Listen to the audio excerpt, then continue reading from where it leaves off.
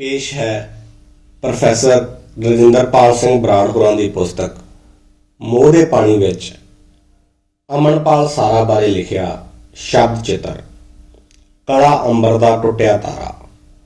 लंघी सदी दे आखिरी दहाके दे पहले साल विच सियालां दी शाम दा कोसमोसा सी जदों पहली बार कहानीकार अमनपाल सारा पंजाबी यूनिवर्सिटी पटियाला साडे कैंपस वाले घर आया। ਉਹ ਸਿੱਧਾ ਦਿੱਲੀ ਏਅਰਪੋਰਟ ਤੋਂ ਆ ਰਿਹਾ ਸੀ। ਹੁਣ ਤੱਕ ਸਾਡੀ ਗੱਲਬਾਤ ਢੇਰ ਸਾਰੀਆਂ ਚਿੱਠੀਆਂ ਅਤੇ ਇੱਕ ਦੋ ਵਾਰ ਟੈਲੀਫੋਨ ਰਾਹੀਂ ਹੋਈ ਸੀ। ਇੱਕ ਤਰ੍ਹਾਂ ਨਾਲ ਕਾਲਮੀ ਦੋਸਤੀ ਵਰਗਾ ਹੀ ਕੁਝ ਸੀ। ਅਸਲ ਸਾਡੀ ਸਾਂਝ ਦਾ ਸਾਂਝਾ ਸੂਤਰ ਸੀ ਤਰਕਸ਼ੀਲ ਵਿਚਾਰਾਂ ਵਾਲੀ ਲਹਿਰ। ਉਹ ਪੰਜਾਬੀ ਵਿੱਚ ਤਰਕਸ਼ੀਲ ਨਜ਼ਰੀਏ ਤੋਂ ਕਿਸੇ ਸੱਭਿਆਚਾਰਕ ਮੁੱਦੇ ਤੇ ਕਲਾਤਮਕ ਫਿਲਮ ਬਣਾਉਣੀ ਚਾਹੁੰਦਾ ਸੀ। ਵੇਖਣ ਨੂੰ ਉਹ ਸੋਹਣਾ ਸੁਨੱਖਾ ਐਥਲੈਟਿਕ ਡੀਲ ਡੌਲ ਵਾਲਾ ਗੱਭਰੂ ਸੀ। ਐਨ ਮੇਰੇ ਵੱਲੋਂ ਲਿਖੀ ਜਾਣ ਵਾਲੀ ਓਲਾ ਫਿਲਮ ਦੇ ਪਾਤਰ ਦਿਓਰ ਸ਼ਿੰਦੇ ਭਲਵਾਨ ਵਰਗਾ। ਉਹ ਉਸ ਸਮੇਂ ਕਿਸੇ ਵੀ ਪੰਜਾਬੀ ਫਿਲਮ ਦੇ ਹੀਰੋ ਨਾਲੋਂ ਵੱਧ ਢੁਕਦਾ ਸੀ। ਥੋੜੀ ਦੁਆਬੀ ਲਹਿਜੇ ਵਾਲਾ ਪੰਜਾਬੀ ਬੋਲਣ ਵਾਲਾ ਸੀ। ਚਿੱਠੀ ਰਾਹੀਂ ਹੁੰਦੀ ਗੱਲਬਾਤ ਅੱਧੀ ਮੁਲਾਕਾਤ ਹੋਣ ਕਰਕੇ ਅਸੀਂ ਪਹਿਲਾਂ ਇੱਕ ਦੂਜੇ ਨੂੰ ਥੋੜਾ ਜਾਣਦੇ ਸੀ, ਪਰ ਰੂਬਰੂ ਹੁੰਦਿਆਂ ਇੱਕਦਮ ਘੁਲ ਮਿਲ ਗਏ। ਰਾਤ ਉਤਰਦੀ ਦੇਖ ਕੇ ਮੈਂ ਰੋਟੀ ਤੋਂ ਪਹਿਲਾਂ ਰਸਮੀ ਚਾਹ ਚੂ ਦੀ ਸੁਲਾ ਮਾਰੀ। ਉਸਨੇ ਬੇਤਕਲਫੀ ਨਾਲ ਆਖਿਆ, ਪਹਿਲਾਂ ਚਾਹ ਪੀ ਲੈਂਦੇ ਹਾਂ, ਫਿਰ ਚੂ ਸਹੀ, ਬਾਅਦ ਚ ਰੋਟੀ ਖਾ ਲਵਾਂਗੇ। ਖੈਰ ਮੈਂ ਉਸਦੇ ਤਰਕਸ਼ੀਲ ਵਿਚਾਰਾਂ ਤੋਂ ਪਹਿਲਾਂ ਹੀ ਜਾਣੂ ਸੀ। ਉਹ ਮੇਰੇ ਤੋਂ ਵੱਡਾ ਪਰ ਹਾਣੀਆਂ ਵਰਗਾ ਲੱਗਿਆ। ਅਸੀਂ ਆਪਣੀ ਫਿਲਮ ਬਾਰੇ ਗੱਲਾਂ ਕਰਦਿਆਂ ਚਾਹ ਤੋਂ ਬਾਅਦ ਚੂ ਪੀਣ ਲੱਗੇ। ਮੈਂ ਥੋੜੇ ਮਾਜਨੇ ਵਾਲਾ, ਛੇਤੀ ਰੋਟੀ ਖਾਣ ਵਾਲਾ ਹੋਣ ਕਰਕੇ 3 ਪੈਗਾਂ ਪਿੱਛੋਂ ਹੀ ਆਖਣ ਲੱਗਾ, ਰੋਟੀ ਖਾਈਏ। ਉਸਨੇ ਆਖਿਆ, ਬਿਲਕੁਲ ਰੋਟੀ ਲਿਆਓ। ਰੋਟੀਓਂ ਪਹਿਲਾਂ ਉਸਨੇ ਚੌਥਾ ਪੈਗ ਲਗਾ ਲਿਆ। ਰੋਟੀ ਖਾ ਕੇ ਮੈਂ ਸਾਜ ਸਮਾਨ ਸਮੇਟਦਿਆਂ ਵੱਜਦੀ ਬੋਤਲ ਸਾਂਭਣ ਲੱਗਾ ਤਾਂ ਉਸਨੇ ਆਖਿਆ, ਪਈ ਰਹਿਣ ਦੇ ਯਾਰ, ਹੌਸਲਾ ਰਹਿੰਦਾ। ਖੈਰ ਮੈਂ ਪੰਜਾਬੀ ਰਵਾਇਤ ਅਨੁਸਾਰ ਸਰਾਣੇ ਪਾਣੀ ਰੱਖ ਕੇ ਬਾਕੀ ਸਮਾਨ ਸਮੇਟ ਕੇ ਨਾਲ ਦੇ ਕਮਰੇ ਵਿੱਚ ਜਾ ਕੇ ਪਰਿਵਾਰ ਨਾਲ ਸੌਂ ਗਿਆ। ਅੱਧੀ ਰਾਤ ਮੈਨੂੰ ਜਾਪਿਆ ਕੋਈ ਉੱਠ ਕੇ ਤਲਾਸ਼ੀ ਲੈ ਰਿਹਾ। ਮੈਂ ਉੱਠ ਕੇ ਲਾਈਟ ਜਗਾਈ ਤੇ ਪੁੱਛਿਆ, ਕੀ ਚਾਹੀਦਾ? ਉਸਨੇ ਆਖਿਆ, ਮੇਰਾ ਬੈਗ ਕਿੱਥੇ ਹੈ? ਮੈਂ ਬੈਗ ਫੜਾਇਆ ਤੇ ਲਾਈਟ ਬੁਝਾ ਕੇ ਸੌਂ ਗਿਆ। ਸੋਚਿਆ ਸ਼ਾਇਦ ਮਫਲਰ ਵਗੈਰਾ ਚਾਹੀਦਾ ਹੋਏਗਾ। ਸਵੇਰੇ ਉੱਠੇ ਤਾਂ ਸਰਾਣੇ ਇੱਕ ਬੋਤਲ ਖਾਲੀ, ਜਹਾਜ਼ ਵਿੱਚ ਪੈਗ ਵਜੋਂ ਮਿਲਣ ਵਾਲੇ 2 ਖਾਲੀ ਕਾਕੜੇ, ਇੱਕ ਵਿਦੇਸ਼ੀ ਮਾਰਕਾ ਪਾਉਣੀ ਹੋਈ ਪਈ ਸੀ। ਮੈਂ ਆਖਿਆ, ਰਾਤੀ ਕੀ ਲੱਭਦਾ ਸੀ? ਕਹਿੰਦਾ, ਰਾਤੀ ਨੀਂਦ ਨਹੀਂ ਸੀ ਆਉਂਦੀ। ਪਹਿਲਾਂ ਬਚਦੀ ਮੰਗਾਈ, ਫਿਰ ਜਹਾਜ਼ ਵਿੱਚੋਂ ਅੱਖ ਬਚਾ ਕੇ ਚੁੱਕੇ 2 ਕਾਕੜੇ ਪੀਤੇ, ਫਿਰ ਏਅਰਪੋਰਟ ਤੋਂ ਖਰੀਦੀ ਵਿੱਚੋਂ 2 ਹਾੜੇ ਲਾਏ ਤਾਂ ਜਾ ਕੇ ਨੀਂਦ ਆਈ। ਚਲੋ ਅਸੀਂ ਲੱਸੀ ਪੀਤੀ, ਪਰੌਠੇ ਖਾਧੇ ਤੇ ਮੁੜ ਸਕ੍ਰਿਪਟ ਤੇ ਬੈਠ ਗਏ। ਮੈਂ ਜਾਣਿਆ ਕਿ ਉਹ ਬੜਾ ਤੇਜ਼ ਦਿਮਾਗ, ਹਸਮੁਖ, ਨਵੀਂ ਥਾਂ ਜਲਦੀ ਘੁਲ ਮਿਲ ਜਾਣ ਵਾਲਾ ਤੇ ਕੁਝ ਫੜ ਮਾਰ ਰਹੀ ਸੀ, ਜਿਸ ਨੂੰ ਮਾਲ ਵਿੱਚ ਪਾਡਾ ਕਹਿੰਦੇ ਆ। ਉਸਨੇ ਖਾਸ ਜਤਾਈ ਕਿ ਦਲੀਪ ਕੌਰ ਟਵਾਣਾ ਨੂੰ ਮਿਲਣਾ। ਅਸੀਂ ਦਲੀਪ ਕੌਰ ਟਵਾਣਾ ਨੂੰ ਮਿਲਣ ਚਲੇ ਗਏ। ਰਸਮੀ ਗੱਲਾਂ ਵਿੱਚ ਮੈਡਮ ਨੇ ਪੁੱਛਿਆ, ਕੀ ਕਰਦੇ ਹੋ? ਕਹਿੰਦਾ, ਮੈਡਮ ਮੈਂ ਤੁਹਾਡੀ ਬੱਸ ਦਾ ਕੰਡਕਟਰ ਹਾਂ। ਬਚਪਨ ਵਿੱਚ ਤੁਹਾਡੀ ਕਹਾਣੀ ਬੱਸ ਕੰਡਕਟਰ ਪੜ੍ਹੀ ਤਾਂ ਬੱਸ ਕੰਡਕਟਰ ਬਣ ਗਏ। ਜੇ ਕਿਤੇ ਤੁਸੀਂ ਕਹਾਣੀ ਪਾਇਲਟ ਲਿਖੀ ਹੁੰਦੀ ਤਾਂ ਆਪਾਂ ਪਾਇਲਟ ਬਣ ਜਾਣਾ ਸੀ। ਕੈਨੇਡਾ ਵਿੱਚ ਕੰਡਕਟਰ ਨੂੰ ਡਰਾਈਵਰੀ ਵੀ ਕਰਨੀ ਪੈਂਦੀ ਹੈ। ਉਸ ਸਮੇਂ ਉਹ ਵੈਨਕੂਵਰ ਟ੍ਰਾਂਜ਼ਿਟ ਵਿੱਚ ਕੰਮ ਕਰਦਾ ਸੀ। ਉਸ ਕੋਲ ਸਮਾਂ ਘੱਟ ਸੀ, ਕਾਹਲ ਲੱਗੀ ਹੋਈ ਸੀ। ਮੈਂ ਆਖਿਆ, ਲੋਕੇਸ਼ਨ ਵੇਖਣ ਚੱਲੀਏ। ਕਹਿੰਦਾ, ਤੂੰ ਇੱਥੋਂ ਦੇ ਪ੍ਰਬੰਧ ਕਰ, ਮੈਂ ਮੁੰਬਈ ਰਮਾਵੈਜ ਨੂੰ ਸਾਈਨ ਕਰਕੇ ਆਉਂਦਾ ਹਾਂ। ਸਾਡੀ ਫਿਲਮ ਓਲਾ ਦੀ ਸ਼ੂਟਿੰਗ ਮੇਰੇ ਵਿਦਿਆਰਥੀ ਜਗਤਾਰ ਵਿਰਕ ਦੇ ਨਾਨਕੇ, ਸ਼ਾਇਦ ਉਸਦੇ ਪਿਓ ਦੇ ਨਾਨਕੇ, ਪਿੰਡ ਨੇਸੀ ਹਰਿਆਣਾ ਵਿੱਚ ਹੋਣ ਲੱਗੀ।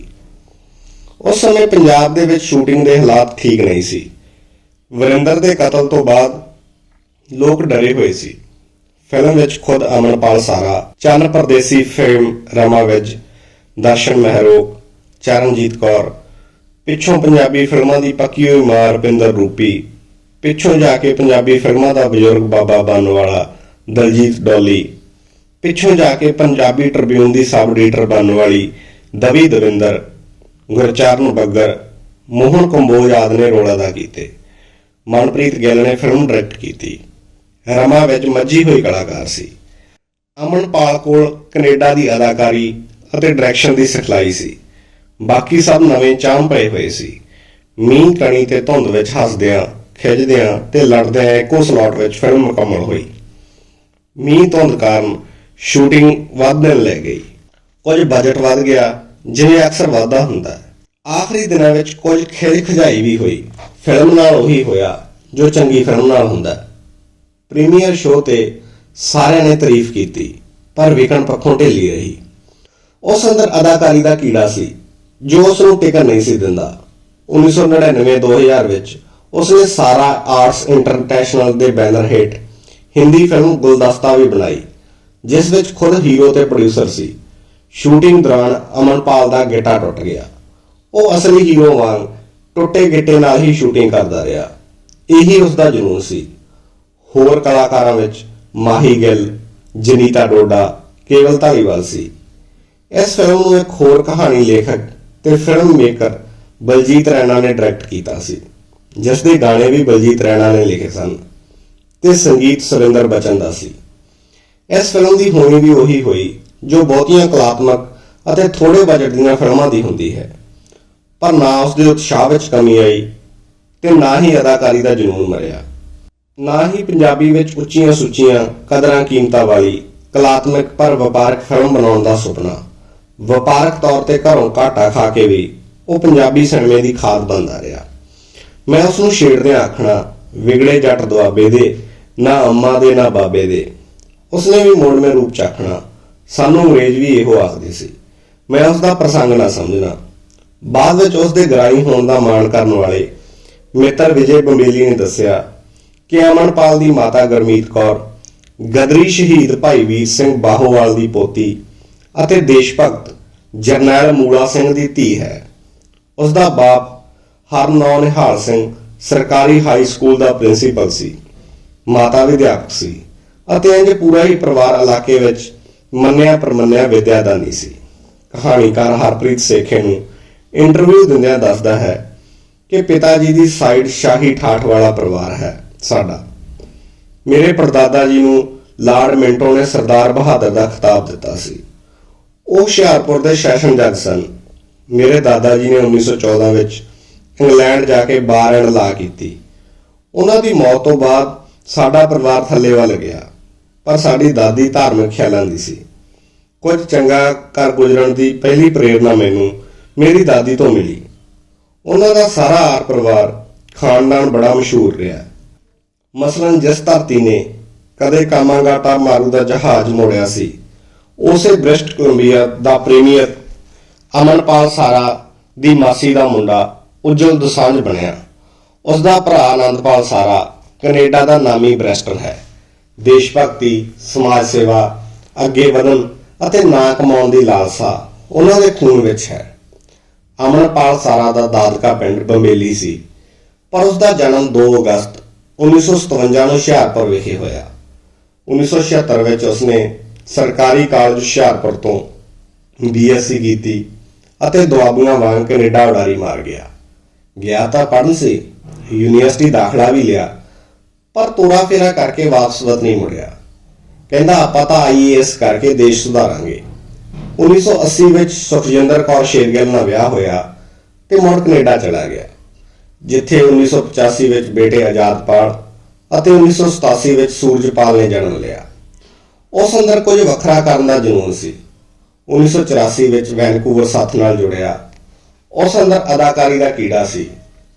ਉਸ ਨੇ ਮੁੱਢਲੇ ਕੈਨੇਡੀਅਨ ਨਾਟਕਾਂ ਪਿਕਟ ਲਾਈਨ, ਲੱਤਾਂ ਦੇ ਭੂਤ, ਹਵੇਲੀਆਂ ਤੇ ਪਾਰਕ, ਜ਼ਹਿਰ ਦੀ ਫਸਲ, ਮਲੂਕੇ ਦਾ ਵਿਸ਼ਵ ਵਿਦਿਆਲਿਆ, ਨਿੱਕੀ ਜਿਹੀ ਗੱਲ ਨਹੀਂ, ਤੂਤਾਂ ਵਾਲਾ ਖੂਦ ਆਦਿ ਨਾਟਕਾਂ ਵਿੱਚ ਨਾ ਕੇਵਲ ਅਦਾਕਾਰੀ ਕੀਤੀ, ਸਗੋਂ ਪਿੱਛੇ ਰਹਿ ਕੇ ਨਾਟਕਾਂ ਦੀ ਤਿਆਰੀ ਵਿੱਚ ਹਿੱਸਾ ਵੀ ਪਾਇਆ।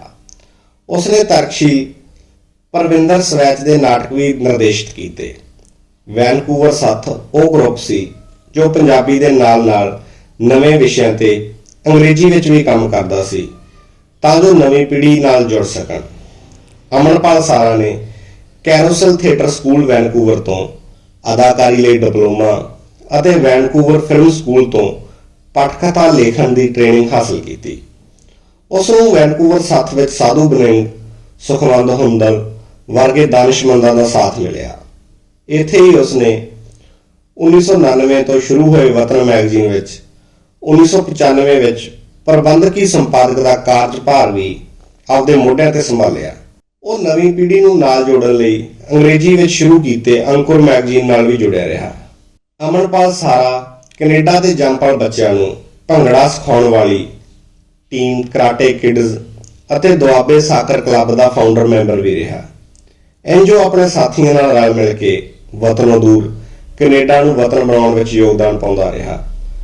ਘੱਟੋ ਘੱਟ ਉਸਨੇ ਰਲ ਮਿਲ ਕੇ ਮੈਗਜ਼ੀਨ ਦਾ ਨਾਂ ਤਾਂ ਵਤਨ ਕਰ ਹੀ ਲਿਆ ਸੀ।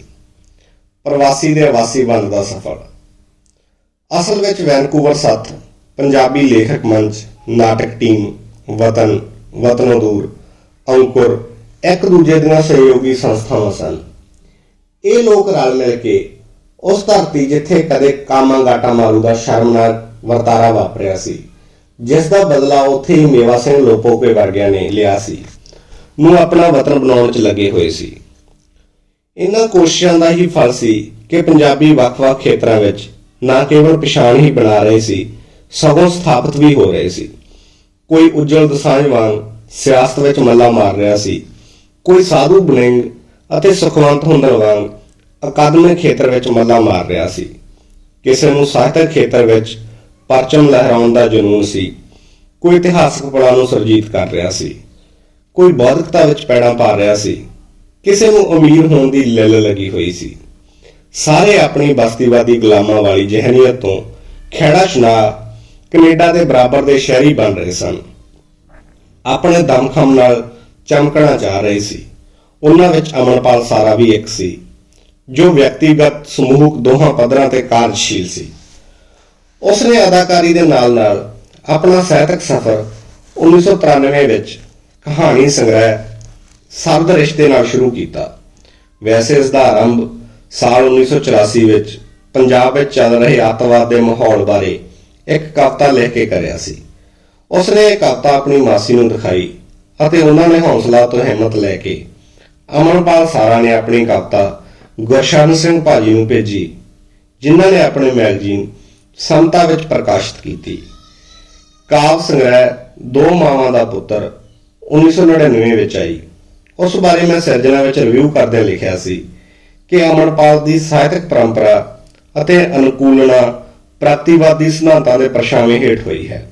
ਪ੍ਰਗਤੀਵਾਦੀ ਕਵਿਤਾ ਦੇ ਪ੍ਰਮੁੱਖ ਫਿਕਰ ਸਾਧਨ ਸੰਪੰਨ ਅਤੇ ਸਾਧਨ ਵਿਪੰਨ ਦਾ ਪਾੜਾ, ਸਾਮਰਾਜ ਦੀ ਲੁੱਟ, ਸੰਸਾਰ ਅਮਨ ਦੀ ਲੋੜ, ਧਾਰਮਿਕ ਫਿਰਕਾ ਪ੍ਰਸਤੀ ਦਾ ਵਿਰੋਧ ਆਦਿ ਅਮਨਪਾਲ ਸਾਰਾ ਦੀ ਮੁੱਖ ਚਿੰਤਾ ਹੈ।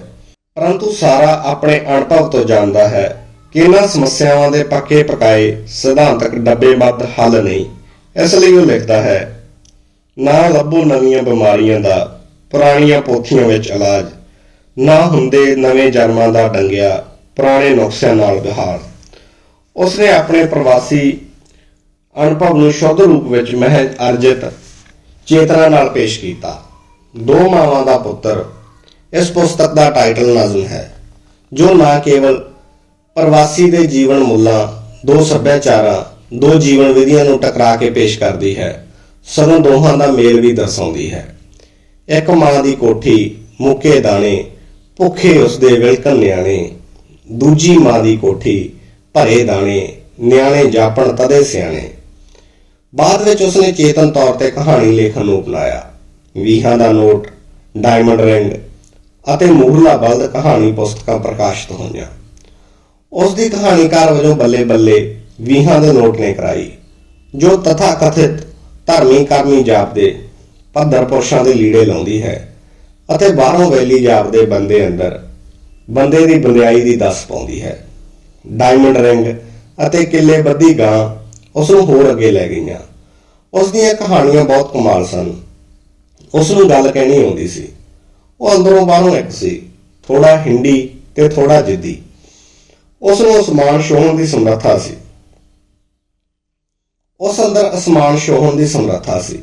ਰਚਨਾਤਮਕਤਾ ਦੀ ਲਟ ਬਲਦੀ ਜਵਾਲਾ ਸੀ। ਉਸ ਅੰਦਰ ਬਾਦਸ਼ਾਹੀ ਸੀ। ਆਪਣੇ ਪਿਛੋਕੜ ਤੇ ਮਾਣ ਸੀ। ਉਹ ਪਿੰਡ ਨਾਲ ਜੁੜਿਆ ਪਰਿਵਾਰ ਸੀ। ਉਸਨੇ ਵਿਗਿਆਨ ਦੀ ਪੜ੍ਹਾਈ ਨਹੀਂ ਕੀਤੀ, ਸਗੋਂ ਵਿਗਿਆਨਕ ਨਜ਼ਰੀਆ ਵੀ ਰੱਖਦਾ ਸੀ। ਉਸਨੇ ਲਾਲਾ ਹਰਦਿਆਲ ਦੇ ਲੰਮੇ ਲੇਖ ਨੂੰ ਪੰਜਾਬੀ ਵਿੱਚ ਅਨੁਵਾਦਿਆ। ਉਸਨੇ ਬੜੀ ਬਰੀਕ ਬੇਨੀ ਨਾਲ ਕੈਨੇਡੀਅਨ ਜ਼ਿੰਦਗੀ ਦੀ ਯਥਾਰਥਕ ਤਸਵੀਰ ਪੇਸ਼ ਕੀਤੀ। ਅਸਲ ਵਿੱਚ ਉਸ ਦੇ ਅੰਦਰ ਅਸਥਾਈ ਸਮਰੱਥਾ ਸੀ ਅਤੇ ਸ਼ਕਤੀ ਸੀ। ਉਹ ਹਰ ਖੇਤਰ ਵਿੱਚ ਛਾ ਜਾਣਾ ਚਾਹੁੰਦਾ ਸੀ। ਉਹ ਇਹ ਗੱਲ ਲੁਕਾਉਂਦਾ ਵੀ ਨਹੀਂ ਸੀ। ਉਹ ਇੱਕੋ ਵੇਲੇ ਕਵੀ, ਕਹਾਣੀਕਾਰ, ਸੰਪਾਦਕ, ਅਨੁਵਾਦਕ, ਅਦਾਕਾਰ, ਨਿਰਮਾਤਾ, ਇਨਕਲਾਬੀ ਅਤੇ ਕਾਮਯਾਬ ਮਨੁੱਖ ਬਣਨਾ ਚਾਹੁੰਦਾ ਸੀ। ਮੇਰੀ ਨਜ਼ਰ ਵਿੱਚ ਉਹ ਇੱਕ ਨੰਬਰ ਦਾ ਕਹਾਣੀਕਾਰ, ਚੰਗਾ ਅਦਾਕਾਰ ਸੀ। ਬਾਕੀ ਕੰਮ ਉਹ ਮਿਹਨਤ ਤੇ ਲਗਨ ਨਾਲ ਹੀ ਸਿਰੇ ਚੜ੍ਹਦਾ ਸੀ। ਅਫਸੋਸ, ਵੱਧਦੀ ਬਿਮਾਰੀ ਅਤੇ ਉਸ ਦੀ ਉਮਰ ਅਦਾਕਾਰੀ ਦੇ ਸ਼ੌਂਕ ਦੇ ਉਲਟ ਜਾ ਰਹੀ ਸੀ। ਇੱਕ ਦਿਨ ਅਚਾਨਕ ਫੋਨ ਦੀ ਘੰਟੀ ਖੜਕਦੀ ਹੈ। ਕਹਿੰਦਾ, ਪੱਗਾਂ ਰੰਗਾ ਲਓ, ਤੇਰੇ ਭਤੀਜੇ ਦਾ ਵਿਆਹ ਹੈ, ਤੇਰੇ ਸ਼ਹਿਰ ਢੁਕਣਾ। ਲੜ ਖੜਾਉਂਦੀ ਆਵਾਜ਼ ਪਤਾ ਨਹੀਂ ਕਿਹੜੀ ਤਰੀਕ ਤੇ ਕਿਹੜਾ ਮਹੀਨਾ ਬੋਲਦੀ ਸੀ, ਸਮਝ ਨਹੀਂ ਆਇਆ। ਮੈਂ ਵਾਪਸ ਰਿੰਗ ਬੈਕ ਕੀਤੀ, ਕੋਈ ਪਤਾ ਸੁਰ ਨਾ ਆਇਆ। ਖੈਰ ਬਾਅਦ ਵਿੱਚ ਪਤਾ ਚੱਲਿਆ ਕਿ ਪੁੱਤਰ ਵਿਆਹਿਆ ਗਿਆ, ਪੋਤਿਆਂ ਵਾਲਾ ਹੈ। ਪਰ ਉਹ ਸਭ ਤੋਂ ਆਵਾਜ਼ਾਰ ਤੇ ਸਾਰੇ ਉਸ ਤੋਂ ਆਵਾਜ਼ਾਰ ਵਕਤ ਕੱਢ ਰਹੇ ਨੇ। ਮੈਂ ਆਪਣੀ ਕੈਨੇਡਾ ਪਹਿਲੀ ਫੇਰੀ ਦੌਰਾਨ ਟੋਰਾਂਟੋ ਗਿਆ ਤਾਂ ਮੇਰੇ ਮਨ ਵਿੱਚ ਵੈਨਕੂਵਰ ਜਾ ਕੇ ਅਮਨਪਾਲ ਨੂੰ ਮਿਲਣ ਦੀ ਇੱਛਾ ਸੀ। ਇੱਕ ਜਾਣੂ ਨੇ ਉਸ ਦੀ ਉਲਟੀ ਤਸਵੀਰ ਹੀ ਖਿੱਚ ਦਿੱਤੀ ਕਿ ਮਿਲ ਕੇ ਕੀ ਕਰੇਗਾ, ਬੀਚ ਤੇ ਨਸ਼ੇ ਕਰਦਾ ਮਿਲੂਗਾ। ਉਹ ਹੁਣ ਉਹ ਨਹੀਂ ਰਿਹਾ, ਕਈ ਵਹਿਮਤਾਂ ਦਾ ਸ਼ਿਕਾਰ ਹੋ ਗਿਆ। ਮੇਰਾ ਉਤਸ਼ਾਹ ਮਾਰ ਦਿੱਤਾ। ਉਸ ਨੂੰ ਪਤਾ ਨਹੀਂ ਕਿਵੇਂ ਪਤਾ ਚੱਲ ਗਿਆ। ਮੈਂ ਹਜੇ ਇੰਡੀਆ ਵਾਪਸੀ ਆਇਆ ਸੀ। ਇੱਕ ਦਿਨ ਸਵੇਰੇ ਸਾਜਰੇ ਫੋਨ ਖੜਕਿਆ। ਮੈਂ ਸੁੱਤ ਨੀਂਦੇ ਫੋਨ ਚੱਕਿਆ ਤਾਂ ਆਖਦਾ, ਮੈਂ ਗੋਲੀ ਖਾਧੀ ਹੈ, ਚਾਹ ਬਣਾ ਕੇ ਪੀ ਲਿਆ, ਮੈਂ ਤੇਰੇ ਨਾਲ ਗੱਲਾਂ ਕਰਨੀਆਂ। ਉਸਨੇ ਪਹਿਲਾਂ ਆਮ ਵਾਂਗ ਬੀਤੇ ਦੀਆਂ ਯਾਦਾਂ ਫਰੋਲੀਆਂ, ਭਲੇ ਦਿਨਾਂ ਨੂੰ ਯਾਦ ਕੀਤਾ। ਫਿਰ ਭਵਿੱਖ ਦੇ ਪ੍ਰੋਜੈਕਟ ਦੱਸਣ ਲੱਗਾ ਕਿ ਅਜਿਹੀ ਫਿਲਮ ਬਣਾਵਾਂਗੇ ਜਿਹੜੀ ਨਾ ਪੰਜਾਬੀ ਵਿੱਚ ਬਣੀ ਹੈ ਤੇ ਨਾ ਹੀ ਬਣੇਗੀ। ਫਿਰ ਅਚਾਨਕ ਹੀ ਉਦਾਸ ਸੁਰ ਵਿੱਚ ਬੋਲਣ ਲੱਗਾ, ਤੂੰ ਜੋ ਮੇਰੇ ਬਾਰੇ ਸੁਣਿਆ ਉਹ ਗਲਤ ਹੈ। ਮੈਨੂੰ ਬਿਮਾਰੀ ਕਾਰਨ ਦਵਾਈ ਖਾਣੀ ਪੈਂਦੀ ਹੈ, ਉਹ ਉਤੇਜਨਾ ਦਿੰਦੀ ਹੈ। ਦਵਾਈ ਦੇ ਅਸਰ ਕਾਰਨ ਹੀ ਮੈਂ ਸਭ ਕਰਦਾ ਜੋ ਠੀਕ ਨਹੀਂ। ਤੈਨੂੰ ਤਾਂ ਪਤਾ ਹੈ ਆਪਾਂ ਇਹੋ ਜਿਹੇ ਬੰਦੇ ਨਹੀਂ। ਉਸ ਦੀ ਜ਼ੁਬਾਨ ਲੜਖੜਾਉਣ ਲੱਗੀ। ਸਮਝ ਆਉਣੋਂ ਹਟ ਗਿਆ ਕਿ ਕੀ ਕਹਿ ਰਿਹਾ। ਸ਼ਾਇਦ ਗੋਲੀ ਦਾ ਅਸਰ ਘਟ ਗਿਆ ਸੀ ਜਾਂ ਵੱਧ ਗਿਆ ਸੀ। ਮੈਨੂੰ ਜਾਪਿਆ ਜਿਵੇਂ ਤਪ ਤੇਜ਼ ਵਾਲਾ ਸੂਰਜ ਗਹਿਰੇ ਸਮੁੰਦਰ ਵਿੱਚ ਉਤਰ ਰਿਹਾ ਹੋਵੇ ਤੇ ਅਚਾਨਕ ਉੱਚੀ ਲਹਿਰ ਨੇ ਸਭ ਕੁਝ ਢੱਕ ਲਿਆ ਹੋਵੇ। ਉਸ ਪਿੱਛੋਂ ਲੰਮੀ ਚੁੱਪੀ ਛਾਈ ਰਹੀ। ਕਦੇ ਉਸ ਦਾ ਫੋਨ ਨਹੀਂ ਆਇਆ। ਇੰਜ ਸੈਂਕੜਿਆਂ ਲਿਖੀਆਂ ਕਹਾਣੀਆਂ ਦਾ ਲੇਖਕ, ਨਾ ਸ਼ੂਟ ਹੋਈਆਂ ਫਿਲਮਾਂ ਦਾ ਨਾਇਕ, ਨਾ ਮਿਟਣ ਵਾਲੀਆਂ ਪੈੜਾਂ ਪਾਉਣ ਦਾ ਚਾਹਵਾਨ ਯਾਤਰੀ 17 ਜਨਵਰੀ 2023 ਨੂੰ ਪਾਰਕਿੰਸਨ ਦੀ ਬਿਮਾਰੀ ਨਾਲ ਘੁਲਦਿਆਂ ਦੂਰ ਚਲਾ ਗਿਆ। ਉਫ, ਪੰਜਾਬੀ ਕਹਾਣੀ ਕਲਾ ਦੇ ਅੰਬਰ ਦਾ ਤਾਰਾ ਟੁੱਟ ਗਿਆ। ਤਾਰੇ ਦੀ ਲੀਕ ਵਾਂਗ ਉਸ ਦੀਆਂ ਚਿੱਠੀਆਂ, ਉਸ ਦੀਆਂ ਕਹਾਣੀਆਂ, ਉਸ ਦੇ ਫੋਨ ਬਹੁਤ ਯਾਦ ਆਉਣਗੇ। ਉਸਨੇ ਦੇਸ਼ ਦੁਆਬਾ ਨਹੀਂ ਛੱਡਿਆ, ਦੁਨੀਆ ਵੀ ਛੱਡ ਦਿੱਤੀ। ਜ਼ਰੂਰ ਅੰਬਾ ਨੂੰ ਤਰਸਦਾ ਹੋਵੇਗਾ। ਕਦੇ ਜਾਪਦਾ ਉਸਨੇ ਕਿਤੇ ਨਹੀਂ ਜਾਣਾ। ਉਹ ਆਪਣੀਆਂ ਕਹਾਣੀਆਂ ਦੇ ਪਾਤਰਾਂ ਵਿੱਚ ਜਿੰਦਾ ਹੈ। ਮੈਨੂੰ ਜਾਪਦਾ ਉਹ ਵੱਡੀਆਂ ਸੰਭਾਵਨਾਵਾਂ ਵਾਲਾ ਸੀ, ਬਸ ਸਿਖਰ ਤੇ ਨਹੀਂ ਪਹੁੰਚਿਆ। ਅਲਵਿਦਾ ਯਾਰ ਅਨਮੁੱਲੇ।